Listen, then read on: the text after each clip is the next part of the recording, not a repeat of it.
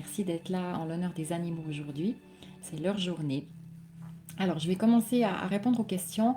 On va donc aujourd'hui parler de toutes les activités qui tournent autour des animaux, donc à savoir que je fais de la communication animale.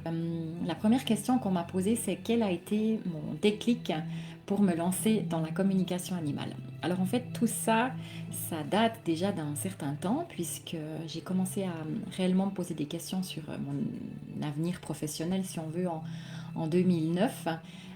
Là, j'ai senti que j'étais professionnellement plus vraiment à ma place. Donc, j'étais conseillère en assurance. Peut-être certaines personnes m'ont même connue par ce biais-là. Et suite à un grave accident de ski qui m'a arrêté presque 18 mois au total, ben, j'ai eu l'occasion de réfléchir à ma vie, de réfléchir à qui j'étais. Et je me suis dit qu'il était temps que les choses changent. Donc, c'est en déménageant à Perfit par après en 2013. Donc, vous voyez que le déclic a commencé en 2009, mais ça a encore pris du temps. J'avais fait plein de choses entre deux que j'ai adoré, mais qui m'ont pas forcément donné le déclic d'en faire une activité. Mais en 2013, quand je suis arrivée dans le Jura bernois à l'époque, j'avais beaucoup entendu parler de Sandra, qui est une interprète animalière très connue pour nous dans la région du Jura. Et j'ai eu la chance de participer à un de ses cours. Et puis quand je suis repartie de ce cours, je me suis dit, bon ben ok, je sais pas comment je sais, mais je sais faire ça. C'est comme si ça m'avait ramené certaines connaissances à l'esprit. Et puis ben, après, il a fallu de la pratique et encore de la pratique pour que j'apprenne à me faire confiance. Et puis, c'est vraiment quelque chose qui a évolué. Pour vous dire, ma toute première communication animale que j'avais fait durant le cours, j'ai reçu un seul mot. C'était un petit chihuahua, je m'en rappellerai toute ma vie. Et ce chihuahua m'avait juste dit carotte. Et toutes les autres filles, elles avaient plein de jolies phrases, plein de super trucs. Et moi, j'avais carotte. Et j'étais toute désolée d'avoir que ce mot-là. Ça m'a un peu découragée. Mais quand j'ai eu la validation de la gardienne qui m'a expliqué pourquoi ce petit, c'est pas un chihuahua, enfin, je sais plus, mais il s'appelait Paco. Pourquoi Paco avait parlé de carotte? C'est parce qu'en fait, normalement, tous les matins, cette femme se faisait son petit smoothie de carotte. Et ce matin-là, vu qu'il y avait le cours, elle était pressée, stressée, elle n'a pas eu le temps de faire son smoothie de carotte.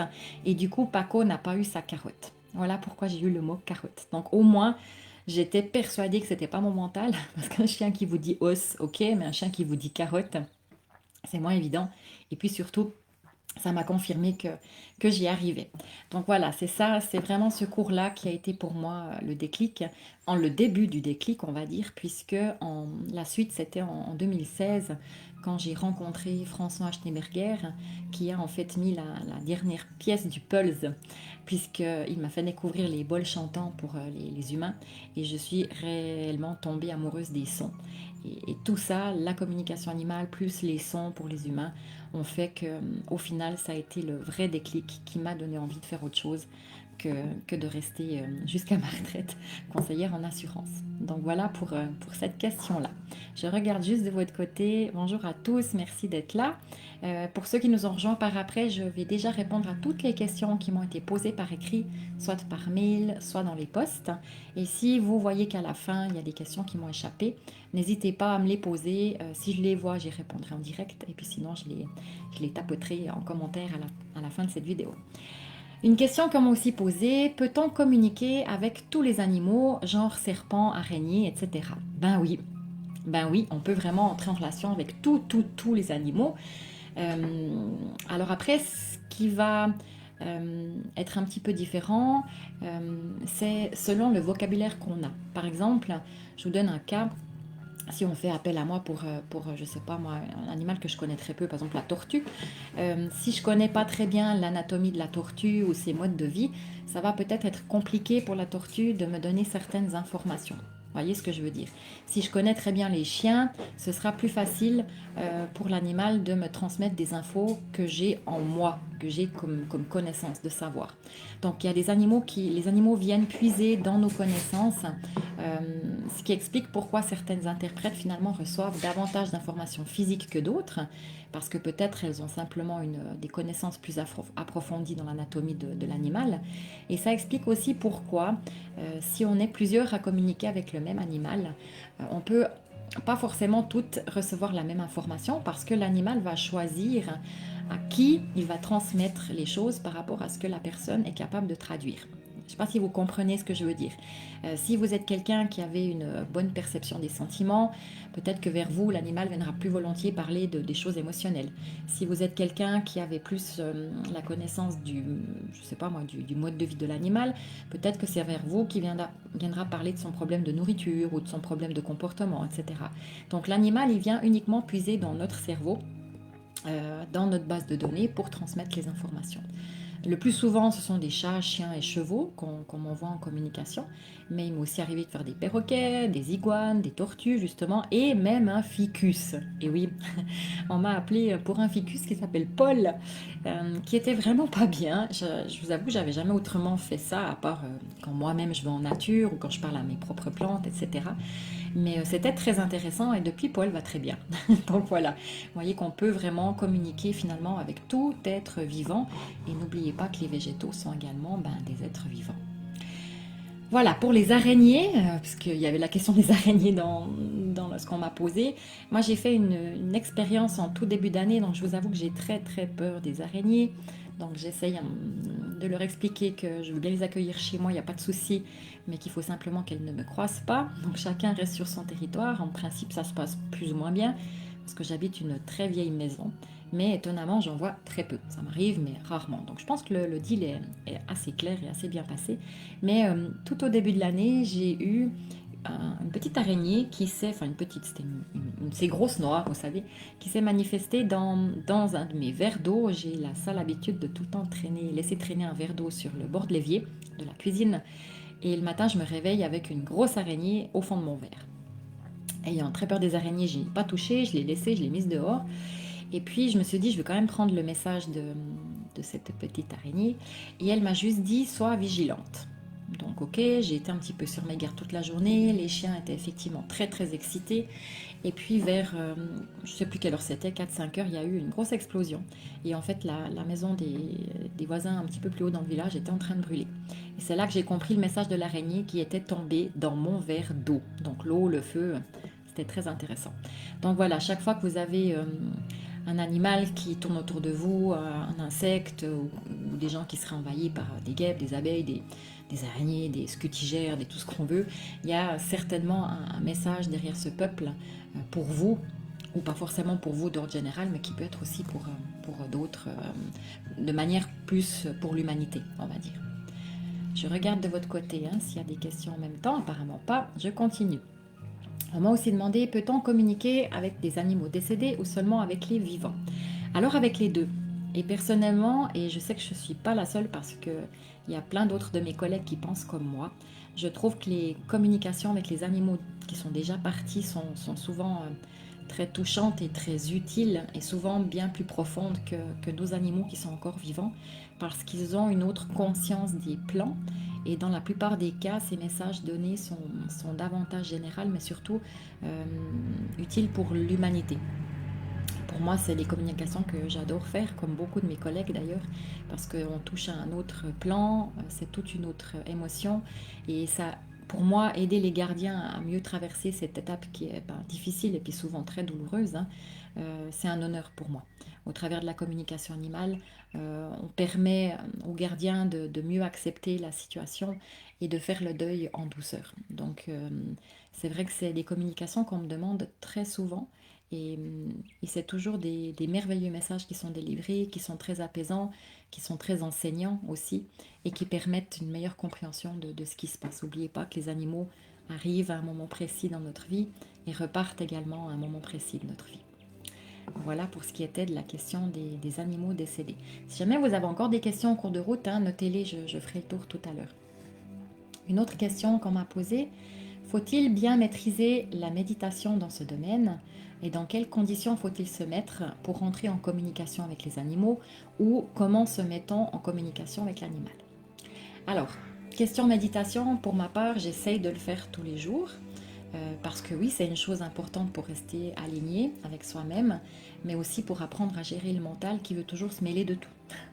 Alors quand je dis que j'essaye de le faire tous les jours, j'y arrive pas forcément tous les jours, mais en tout cas pas forcément longtemps on va dire, mais il ne faut pas non plus vous mettre dans la tête qu'il faut être un maître en méditation pour arriver à communiquer. Par contre, il est bien clair que si on est tout le temps dans le mental, c'est beaucoup moins facile. Donc, il faut être capable de trouver le moyen de faire taire ce fichu mental pour laisser la place à autre chose. Il faut aussi avoir cette capacité de lâcher et d'essayer de se faire confiance au maximum. Et ça demande aussi de la régularité et de la pratique. Même moi, quand je prends une semaine de vacances ou deux, les premières coms que je fais, j'ai toujours ce petit doute qui revient. On a ce moment où on se dit mais est-ce que je suis vraiment connectée, etc. Ça arrive à toutes, même aux meilleurs. Et ça, il faut être capable aussi de l'accepter. Mais pour ça, il faut aussi surtout prendre le temps de faire des choses qu'on aime, parce que le but, pour être dans des bonnes conditions pour communiquer avec un animal, c'est surtout d'élever notre taux vibratoire. Et puis, sachez que faire des choses qu'on aime, on fait partie. Hein. Quand on fait des choses qu'on aime, on élève notre taux vibratoire. Alors pour certains, ce sera écouter une certaine musique. Pour d'autres, ça peut être pratiquer un sport, aller se balader en nature, jouer avec son animal, etc. Euh, pour moi, il y a plein de méthodes hein, pour se mettre en contact avec l'animal. Il y en a des différentes, il n'y en a aucune qui est plus juste qu'une autre. Pour moi, il s'agit surtout de trouver la méthode qui nous corresponde. Pour moi, souvent, quand je fais des communications animales, par exemple, j'ai besoin d'avoir un stylo dans la main. Si j'ai pas de stylo, c'est comme si j'ai pas le natel pour appeler. c'est des petites choses comme ça qui peuvent être des aides ou des béquilles.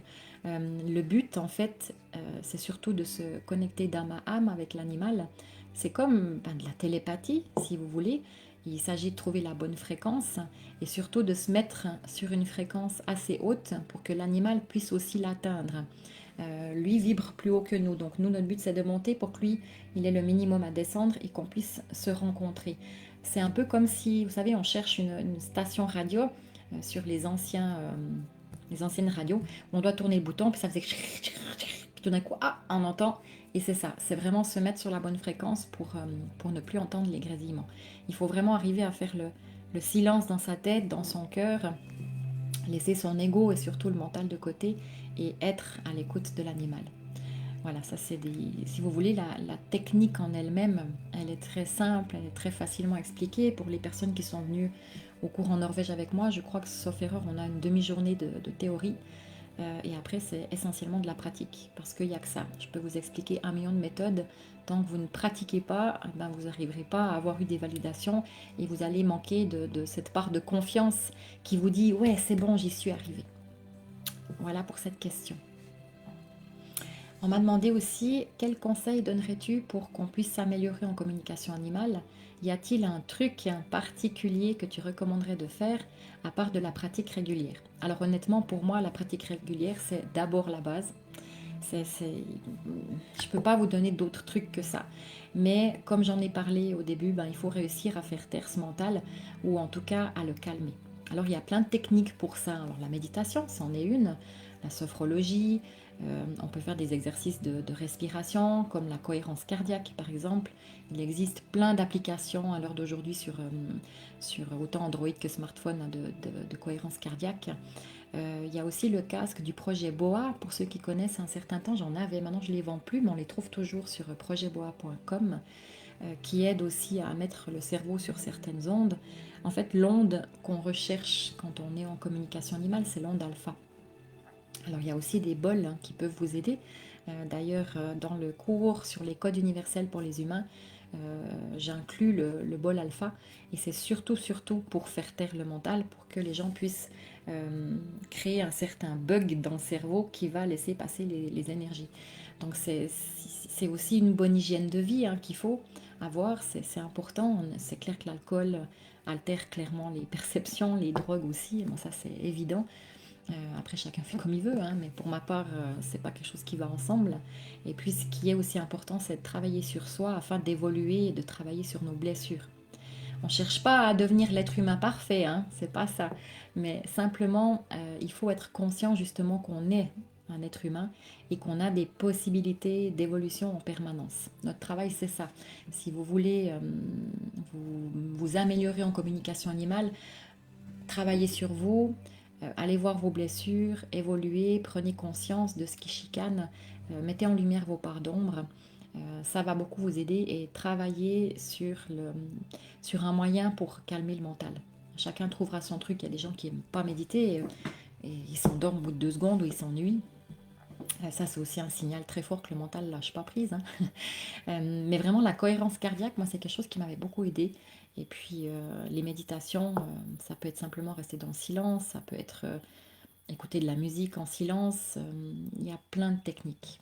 Pour moi, j'ai pas la technique magique, mais pour moi, la pratique reste une des choses les plus importantes si on veut s'améliorer en communication animale. Voilà.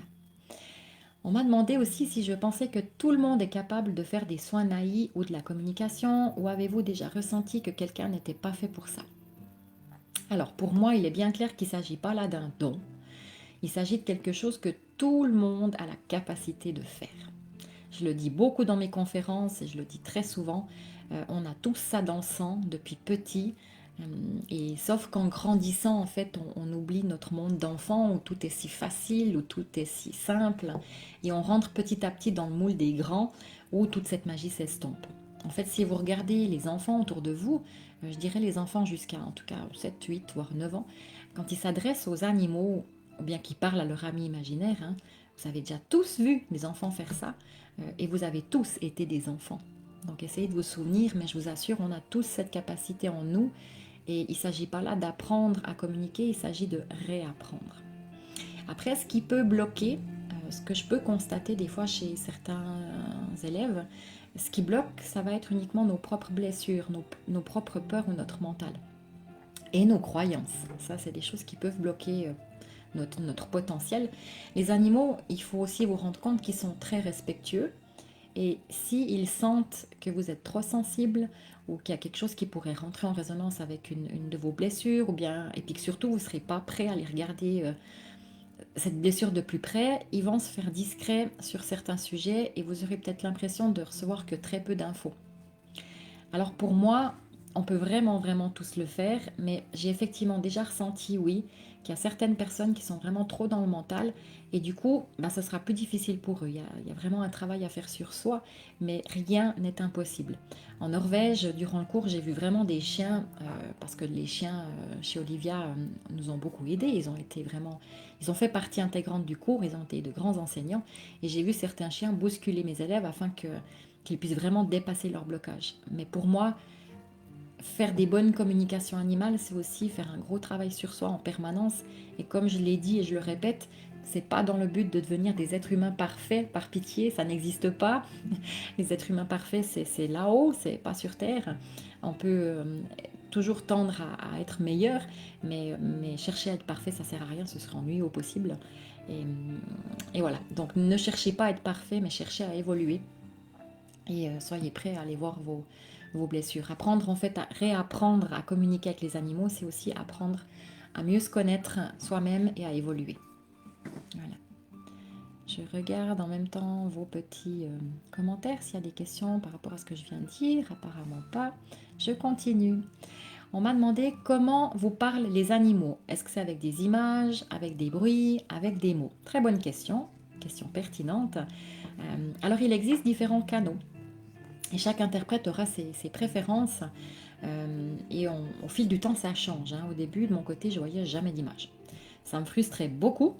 Mais avec le temps, j'ai simplement surtout arrêté de vouloir avoir des images et j'ai accepté le moyen par lequel je recevais les infos. Voilà, ça a déjà été la grosse évolution pour moi, juste d'accepter que ma foi, je n'avais pas d'image. En général, quand un animal me parle, je l'entends dans ma tête avec ma voix, rarement une autre voix. Et puis quand ça m'arrive, ben, je suis à chaque fois très surprise. Mais en général, j'entends ma voix. C'est de temps en temps que j'entends une autre grosse voix, mais c'est très rare. J'ai des collègues qui, elles, ne voient que des images. Alors, ben, elles doivent du coup tout traduire en mots. Donc, ce qui n'est au final pas forcément plus facile. Ça peut aider pour retrouver des choses, etc. Mais quand il s'agit de traduire une émotion, quand on voit que des images, c'est pas toujours évident. Donc au final, voilà, on se contente de ce qu'on a, on doit faire avec, mais il y a des canaux différents pour chacun. Ça m'arrive parfois de voir des images, mais plus comme des flashs. Et puis je sais que dans ce cas-là, alors c'est hyper important et c'est une information capitale que je ne dois pas louper. Il y a parfois aussi des moyens que les animaux me donnent.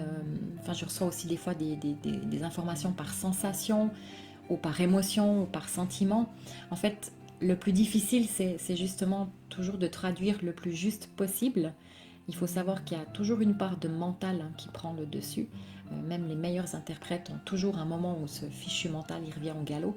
Mais mon travail finalement est de traduire au plus juste tout ce que l'animal me transmet par différents canaux, en puisant dans le vocabulaire qu'il a à sa disposition, dans mon être. Hein, il ne va pas pouvoir me transmettre des choses que je ne connais pas ou alors difficilement. Et parfois, c'est pas évident. J'ai des animaux qui m'envoient parfois toutes les informations au vrac et puis démerde-toi. Ça, j'aime pas trop. C'est un peu plus compliqué. Je dois tirer un peu des bribes. C'est comme si on doit défaire la pelote de laine. On ne sait pas où est le bon bout. Chaque animal me transmet les informations aussi par rapport à son caractère et c'est aussi parfois révélateur du caractère de l'animal. Voilà, voilà. Ensuite, une autre question. On m'a demandé comment faites-vous pour communiquer avec un chat si dans la même maison ils sont plusieurs? Ça, c'est une bonne question, hein. Effectivement. En fait, je ne me la suis jamais posée. Pour ma part, j'essaie déjà de restreindre au maximum l'erreur. Ça veut dire que je demande le nom et le prénom du gardien du chat, son adresse et une photo de l'animal ainsi que le prénom de l'animal. Alors, des minouches, il y en a plein, mais des minouches de Madame XY qui habite à la rue Pétaouchnok 12, à Trancheberry-les-Oies, c'est déjà plus difficile d'en avoir plusieurs. Donc, vous voyez, le fait de restreindre va permettre de mettre l'intention sur un animal bien précis. Donc, si je veux communiquer avec le chat X de cette dame, c'est pas le chat Y. Je vais simplement demander à être connecté avec le chat X de cette dame qui habite cette rue-là. C'est un peu comme, souvenez-vous, avant qu'on ait les Natel, on avait un numéro fixe par famille.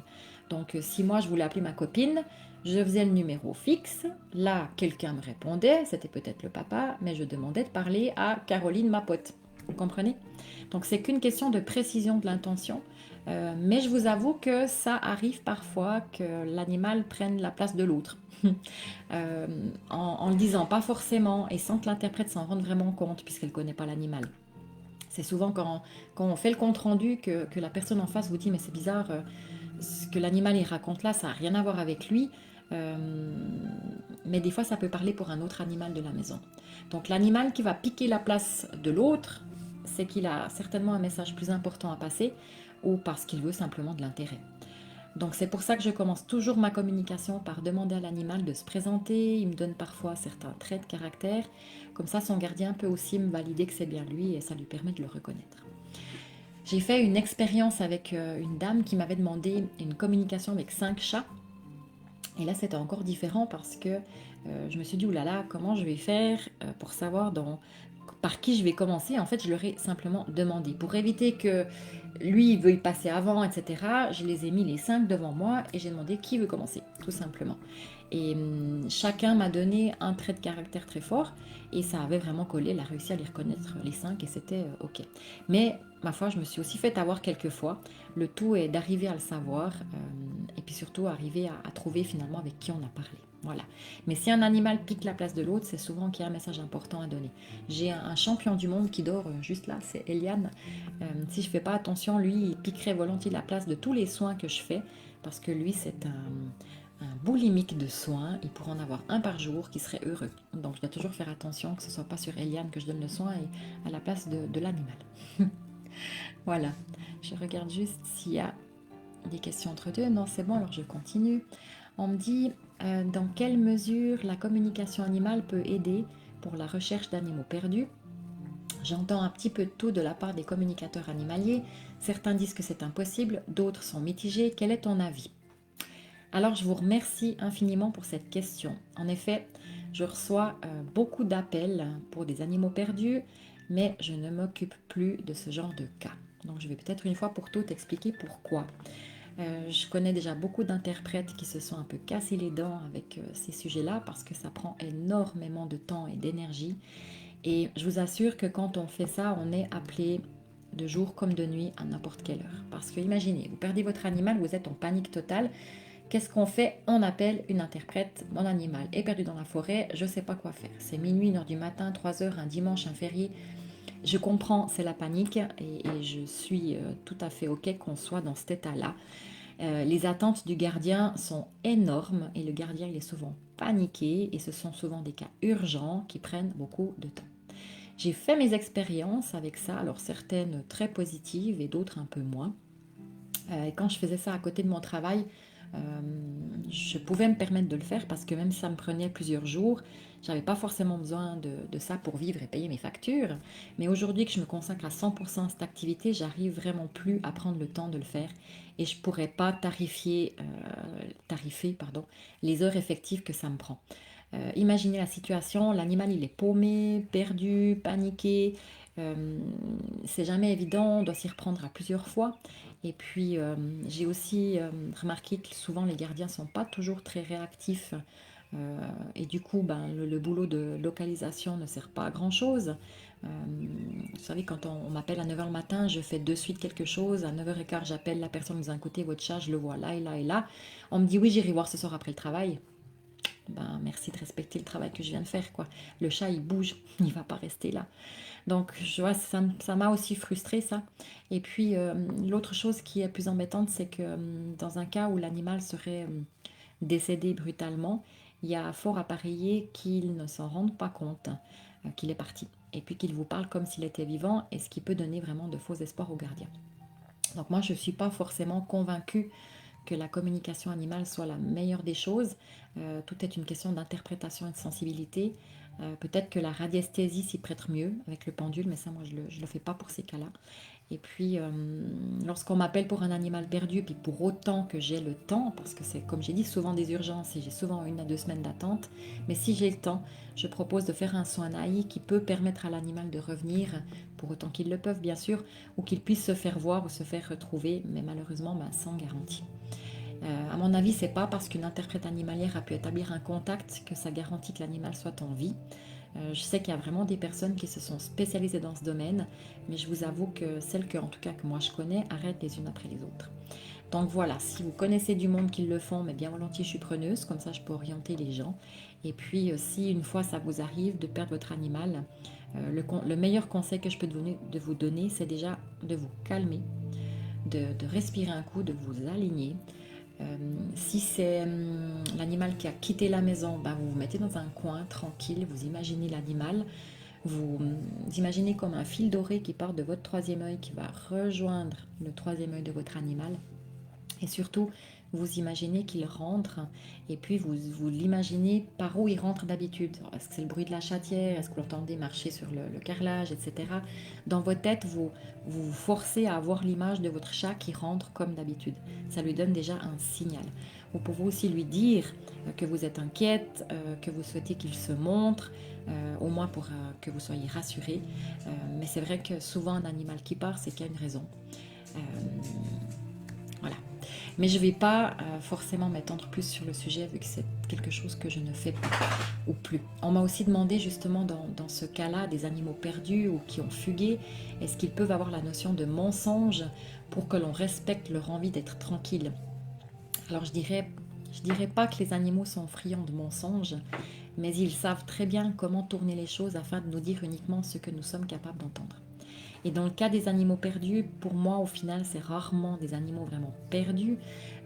Pour moi, dans la plupart des cas, l'animal veut simplement pas rentrer, s'il est en vie, bien sûr. Je ne parle pas des cas d'accident où le chat s'est fait happer par une voiture, malheureusement. Mais s'il veut pas rentrer, c'est qu'il y a une raison. Soit l'animal a terminé sa mission, soit sa mission est d'aller vers quelqu'un d'autre. Donc voilà. Pour moi, étant donné que je m'occupe plus des animaux perdus, je vais pas parler plus longtemps de ce sujet-là. On m'a aussi demandé d'où m'est venue l'idée du soin naï. Alors pour ceux qui ne le savent pas, le soin naï c'est un soin à distance sur les animaux. Et ce soin est né d'une frustration en fait lors de certaines communications animales. Avec certains animaux, je ressentais dans les communications qu'il y avait des traumatismes, parfois des émotions ou des blocages. Et puis surtout dans le cas des animaux adoptés qui ont déjà eu une vie avant finalement. Parce que dans ce cas-là, parfois l'animal, il n'a pas forcément envie, dans une communication animale, de partager son vécu avec le nouveau gardien. Il y a clairement des choses qui bloquent, mais l'animal, par pudeur, ne va pas forcément vouloir le dire. Et dans ce cas-là, une communication animale n'aide pas forcément l'animal. Alors c'est cette frustration-là qui m'a poussée à mettre en place une méthode afin de pouvoir les aider à transformer leurs émotions et à nettoyer ce qui coince. Et le soin naï est né. Et naï, finalement, ça veut dire la guérison des émotions. Parce que pour moi, encore une fois, hein, selon ma croyance, selon ma vérité, qui n'est pas la vérité absolue, je le répète toujours, selon moi, chaque malaise, chaque maladie est un mal à dire et c'est quelque chose que le corps manifeste, mais qui vient à la base d'une émotion bloquée. Euh, et puis comme les animaux se mettent beaucoup moins de carapace que nous, si on leur donne l'occasion de lâcher un fardeau, eux, ils le font sans aucune hésitation. Donc le soin naï est surtout basé sur les émotions. On va regarder toutes les émotions qui peuvent bloquer. Euh, Même si on regarde des organes, etc., c'est toujours du côté énergétique. Et on va toujours débloquer au niveau de l'énergétique. Mais pour moi, chaque blocage, chaque chose qui se manifeste dans le concret, dans la matière, dans le physique, vient d'une émotion. Donc voilà d'où est venu le soin naïf. Je regarde juste de votre côté les questions. Oups. Alors, j'ai une dame qui dit: Cathy, j'ai des nouveaux voisins depuis un mois et leur chat, qui selon eux ne quitte jamais le jardin, est un peu heureux avec les étrangers, vient chez moi régulièrement. Aurait-il un message pour moi? Ça, je ne peux pas vous dire, Cathy. Et là, vous soulevez aussi un point intéressant. Pour moi, il est clair que je fais une communication animale uniquement si le gardien de l'animal me le demande. Donc, dans votre cas, Cathy, si vous me demandiez une communication avec ce chat, je refuserais parce qu'il se peut que le chat ait des informations à vous donner qui concernent peut-être les gardiens d'aujourd'hui. Mais comme les gardiens de ce chat n'ont rien demandé, je me verrais mal prendre des informations de l'animal et ne pas pouvoir les transmettre à qui de droit. Donc pour moi, c'est une question d'éthique. Je ne fais des communications qu'avec les gardiens de l'animal. Voilà. On m'a demandé aussi qu'est-ce que c'est le nouveau soin Umani. Alors, le soin Umani, c'est un soin qui se veut collaboratif entre le gardien et son animal. Le but, c'est vraiment de voir ce qui se joue entre les deux. D'ailleurs, on dit tel maître, tel chien. Elle n'est pas pour rien, cette expression, hein. Ça vient simplement du fait que nos animaux viennent dans nos vies pour nous montrer qui nous sommes et comment nous pouvons continuer à évoluer sur notre chemin. Il faut savoir que l'animal, il vous choisit. Alors, il y a une bonne raison pour qu'il soit dans votre vie. Mais parfois, on a l'impression de ne pas se comprendre, de ne pas réussir à capter son attention et on peut se sentir démuni face à certaines situations avec son animal.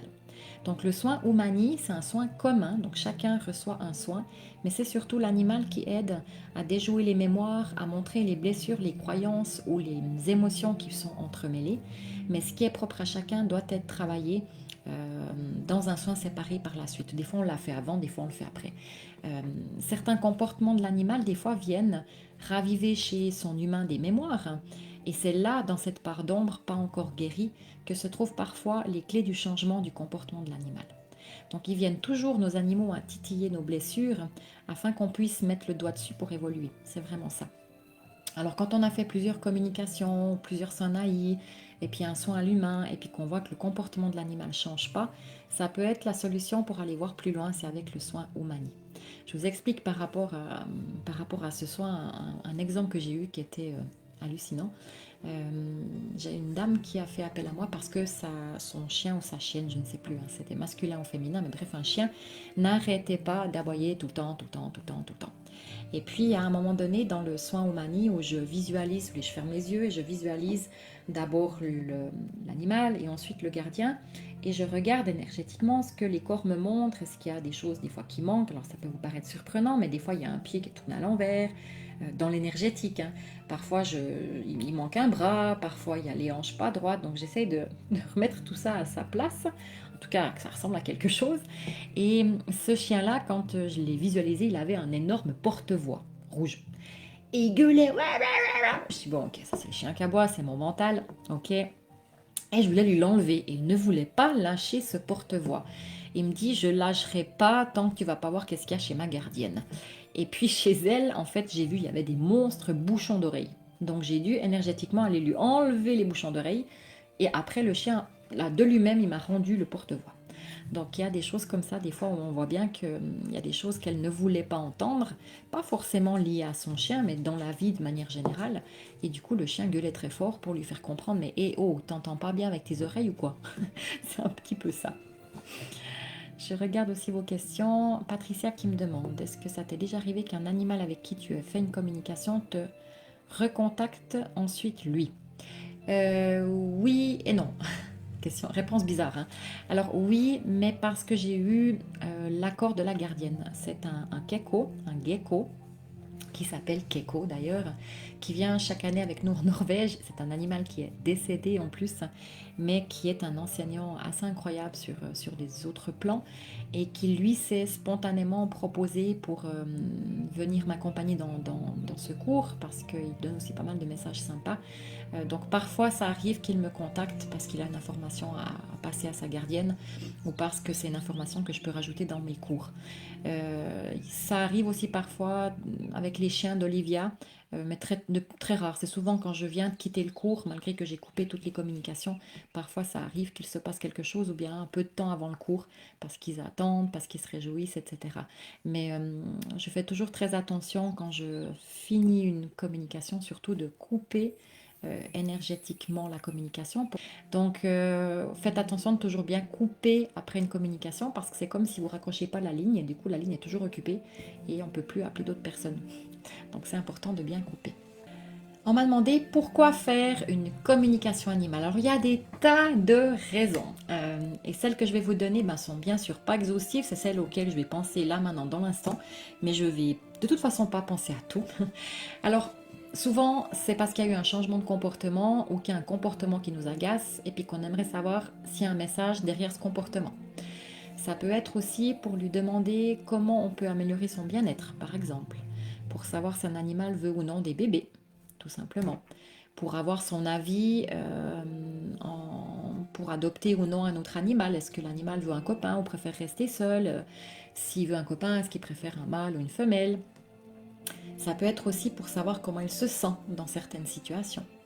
Ça peut être aussi pour lui expliquer qu'est-ce qui va se passer durant votre absence, durant les vacances. Pourquoi on fait des communications animales? Ça peut aussi être pour lui expliquer que vous devez le faire castrer ou stériliser ou pour lui demander s'il le veut. Hein, parfois on n'a pas de choix, parfois on doit pour une question de santé, donc là on lui l'explique. Et puis si on n'a pas une obligation de le faire, on lui demande simplement s'il est OK de vivre ça et on lui explique ce qui se passe. Ça peut être aussi en cas d'un déménagement pour lui expliquer. Et puis aussi en fin de vie. Ok. Et puis, en fait, il y a beaucoup d'étapes de vie qui peuvent vous amener à vous tourner vers la communication animale. Et pour moi, il n'y a pas de fausses raisons ou de meilleures raisons que d'autres. C'est quand on en ressent le besoin, quand on a envie de savoir ce qui se passe, c'est là qu'on est utile. Ensuite, on m'a aussi demandé pourquoi faire un soin. Parce que parfois, une communication, ça suffit pas. Dans certains cas, je peux clairement vous dire déjà avant de commencer que ce sera plus utile de faire le soin ou alors même de combiner le soin à Naï avec la communication parce que dans des cas comme la malpropreté par exemple, ou surtout des peurs en tout genre, des traumatismes ou des stress ou anxiétés, c'est clairement qu'il y a des émotions derrière. Et une communication n'ira pas travailler ces émotions ou ces blocages, d'où l'utilité de combiner des fois la communication avec un soin. Le soin naïf, on va aussi le prodiguer par exemple pour préparer un animal à une opération, afin de lui permettre de mieux comprendre ce qui va se passer, de se détendre, d'être serein, et aussi pour le mettre dans des bonnes conditions pour la convalescence. Ou alors on peut faire un soin après l'opération, post-opératoire, pour l'accompagner dans sa convalescence. Après, on fait souvent appel à moi pour le soin naïf en cas de maladie en tout genre, que ce soit des dermatites, que ce soit des crises d'épilepsie, que ce soit des problèmes de rhumatisme, etc. Alors c'est clair que je ne fais pas des miracles, mais en tout cas on peut soulager, on peut accompagner, on peut vraiment aider l'animal à vivre ça dans les meilleures situations possibles. Et puis on peut surtout accompagner les soins vétérinaires. En fin de vie, c'est aussi quelque chose qui est intéressant, ça aide l'animal à aller de manière apaisée, tranquille, ça lui apporte le maximum de confort. Et puis en cas d'adoption d'un animal qui a déjà eu une vie avant la vôtre, avant celle avec vous plutôt, parce que ça va lui permettre aussi de s'adapter plus facilement à tous ces changements. Et puis pour le pourquoi on fait un soin naïf, il y a pareil que pour la communication, il y a un tas d'autres raisons qui peuvent vous amener vers un soin naïf. Finalement, c'est tout comme nous, hein, des problèmes de peur de l'orage, peur des pétards, peur des autres animaux, peur des facteurs, peur des bruits, ça peut être l'anxiété de séparation. Mais après, c'est clair qu'une bonne éducation est aussi importante. La communication et le soin naïf ne règlent pas tout. Il faut parfois aussi s'attaquer à un problème d'éducation. On m'a posé aussi une question très intéressante. Comment nos compagnons vivent-ils cette période actuelle liée au Covid-19, faisant ressortir toutes ces peurs? Sont-ils également touchés par tout ce chaos? Sont-ils prêts au niveau vibratoire ou doivent-ils également s'adapter? Alors clairement, les animaux ressentent ce qui se passe. Peut-être moins fortement maintenant, parce que tout comme nous, eux aussi apprennent à vivre avec. Mais lors de mes communications ou les soins que j'ai effectués, on va dire entre mars et juin, c'était vraiment très marqué et très clair que nos animaux avaient confiance qu'il se passait quelque chose d'important. Même s'ils ne mettaient pas vraiment des mots en avant comme virus, corona et autres, hein, mais ils ont tous ressenti que nous avions vécu quelque chose de très particulier et l'ont pour la plupart manifesté dans leur comportement. D'ailleurs, j'ai jamais eu autant de demandes qu'à cette période-là. Imaginez des animaux qui sont assez fréquemment tout seuls la journée parce que le gardien travaille, qui se retrouvait H24 avec un gardien, un conjoint, parfois des gosses. Ça n'a pas été facile pour eux, je vous assure. Donc chaque animal l'a vécu différemment, mais tout dépend aussi de comment le gardien l'a vécu ou le vit encore. Jusqu'à fin juin, ça a été vraiment comme ça, où j'ai clairement ressenti les animaux assez perturbés. Ça commence à revenir à la normale maintenant dans tous les soins. Euh, les choses se calment un peu, mais jusqu'en juin, chaque animal dans les soins me montrait toujours le chakra conscience du groupe à travailler. Alors le chakra conscience du groupe, il se trouve ici chez les animaux, hein, sur la base de la nuque, là où on peut imaginer qu'il y a le collier qui passe. C'est le chakra conscience du groupe avec lequel ils communiquent entre eux, pas seulement quand ils se voient physiquement, mais aussi à distance. Et puis comme tous les animaux me montraient systématiquement ce chakra, je leur ai demandé pourquoi, parce que ce chakra, je le travaillais, mais de temps en temps, de loin pas à tous mes soins sur chaque animal.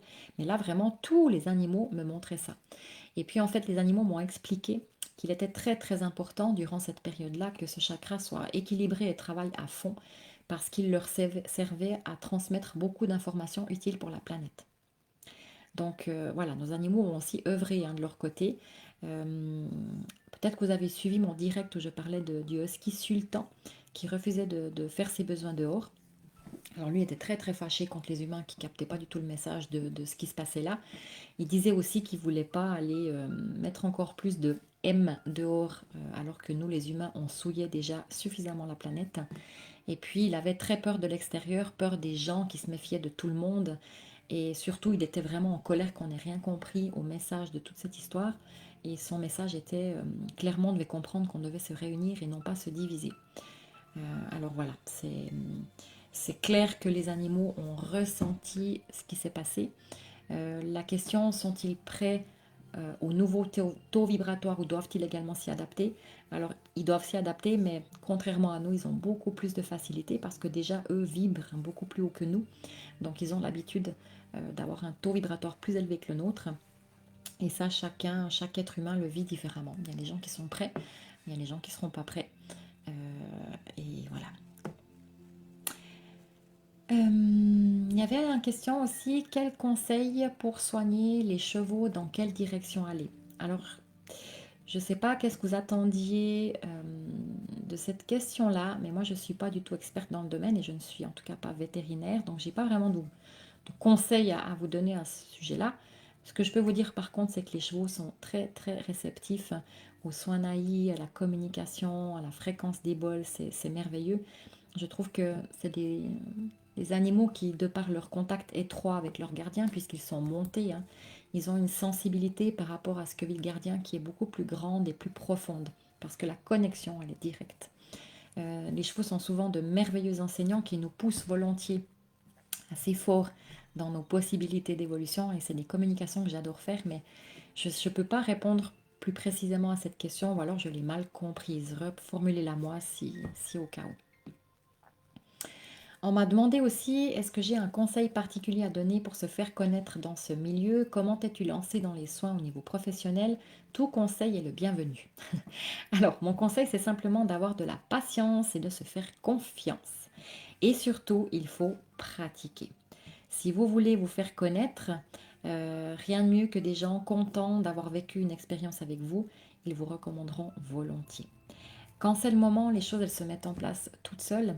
Pour ma part, j'ai d'abord fait ça à côté de mon travail, les soirs, les week-ends, donc ça me prenait du temps, c'est clair, hein, ça a pris sur ma vie privée un certain temps. Et puis j'ai diminué petit à petit mon pourcentage dans les assurances pour me consacrer de plus en plus de temps à mon activité avec les animaux. Et au bout de 3 ans, j'ai décidé de sauter le pas et j'ai donné mon congé. Mais il est clair qu'il faut se bouger.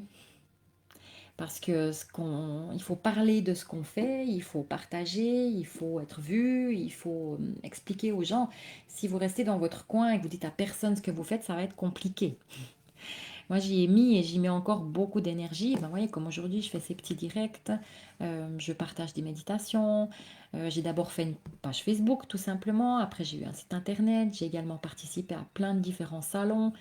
J'ai fait des cartes de visite, des publicités. Mais avec le temps, je vois que la meilleure des pubs, c'est le bouche à oreille. Mais il faut bien commencer par quelque part. Donc au début, j'ai commencé avec des gens que je connaissais, et puis petit à petit, il y a de plus en plus de gens que je ne connais pas qui m'appellent, et ça vient avec le temps. Donc il faut avoir de la patience, mais il faut aussi savoir se faire confiance, et il faut accepter que ça prend de l'énergie. On n'a pas forcément toujours aussi une régularité, il faut accepter, il faut croire en l'abondance, et je pense qu'on vient beaucoup nous challenger. Je vous assure qu'en mars, j'ai eu très très très peur, et puis finalement je me suis dit, bon ok, si on m'envoie ça maintenant, c'est que ça va être aussi mon test, ça va me permettre de tester ma confiance en moi, et finalement je suis toujours là, et ça s'est bien passé. Donc je crois que quand on fait confiance, quand on est à sa juste place, les choses elles se mettent en place pour nous et on reçoit suffisamment d'énergie et on est suffisamment élevé ou soutenu, appelez ça comme vous voulez, mais il y a toujours des signes assez clairs quand c'est le moment. Voilà. Voilà, moi j'ai répondu aux questions que vous m'aviez envoyées par écrit. Je vous remercie infiniment pour toutes ces questions. C'était très intéressant, des questions très pertinentes. Et c'est vrai que quand on est tout le temps baigné là-dedans, on oublie des choses qui nous semblent tellement évidentes qu'on oublie complètement que c'est des choses qui peuvent être bizarres ou étranges pour les autres. Donc ces questions-là permettent un petit peu à tout un chacun de comprendre ce qu'une interprète animalière fait. Alors Sylvie Rivière qui me dit, est-ce qu'il est bien de refaire un deuxième soin et combien de temps après? Alors, que ce soit pour les humains ou pour les animaux, pour moi, j'aime pas donner d'avance un délai quand il faut refaire un soin. J'aime bien dire à mes patients, autant pour l'animal que pour l'humain, de se laisser le temps d'intégrer déjà ce qui a été vécu durant le soin, de regarder comment on réagit ou comment l'animal réagit. Et puis en fonction de ça, si on voit que l'animal a eu une réaction mais que c'est encore pas ce qu'on pourrait obtenir, on peut refaire un soin parce que et des fois c'est même nécessaire de faire plusieurs soins pour vraiment débloquer une situation et surtout pour la stabiliser, surtout quand on parle de situations qui sont bien ancrées depuis des années, parce que on est tous pareils, les choses sont des fois un peu cachées en profondeur, pour les animaux un petit peu moins que chez nous, enfin même un petit peu beaucoup moins, mais parfois il est nécessaire effectivement de refaire un soin. Mais après, je ne peux pas vous dire, Sylvie, après quel laps de temps. Il faut vous faire confiance. Vous connaissez votre animal. C'est aussi à vous de sentir.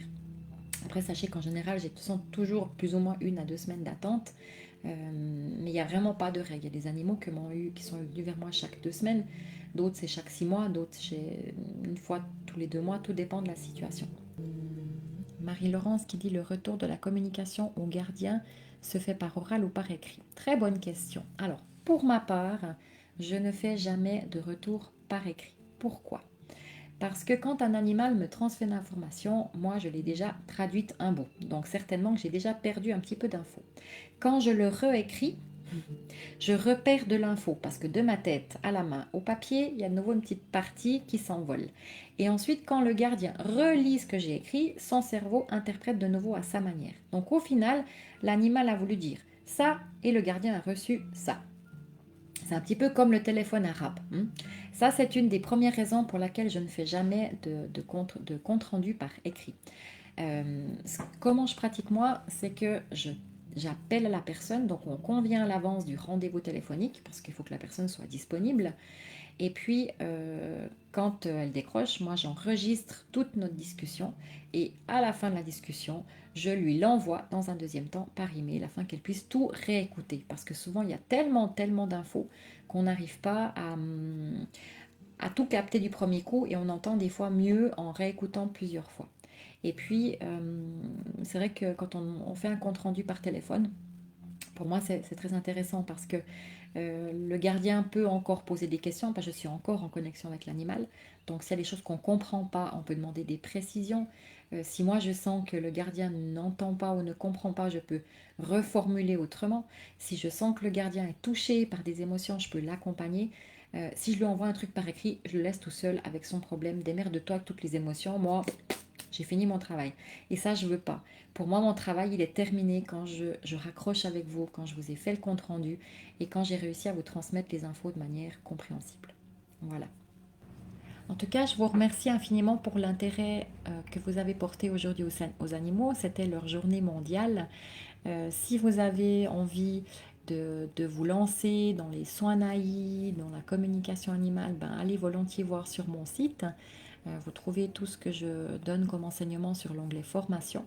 Et puis, je répète toujours pour ceux qui désirent des communications animales ou des soins naïfs, je demande de toute façon de passer par mon site parce qu'il me faut une photo de votre animal, vos coordonnées. Donc, vous avez sous l'onglet animaux que vous cliquez soit sur communication animale, soit sur soins naïfs. Vous allez arriver au bout d'un moment sur le même formulaire où vous remplissez, il y a des champs, c'est hyper facile. Vous cliquez sur envoyer, vous recevez un mail comme quoi je prendrai contact avec vous et sitôt que j'ai le temps, je vous appelle pour fixer le rendez-vous. Alors voilà, je vois qu'il y a tout plein de merci, mais c'est moi aussi qui vous remercie de votre participation. Je vais vous laisser terminer votre dimanche. Puis si vous avez d'autres questions, n'hésitez pas à les noter en commentaire dans cette vidéo. Je prendrai le temps d'y répondre par écrit sur ce post. Et puis, comme ça, vous aurez les réponses par après. Voilà. Très belle soirée à vous. Au plaisir de vous revoir. À bientôt.